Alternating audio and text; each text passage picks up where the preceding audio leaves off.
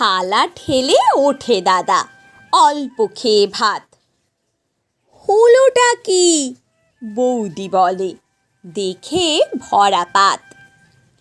টিকটিকি হেঁটে গেল ভাতের ওপর দিয়ে, ভেবেই আমার বমি আসে, ফেলে এসো গিয়ে। ভাতে একবার টিকটিকিটা করে গেছে ওয়াক, তাতেই তোমার ঘৃণা এত, তুলছো এমন ওয়াক।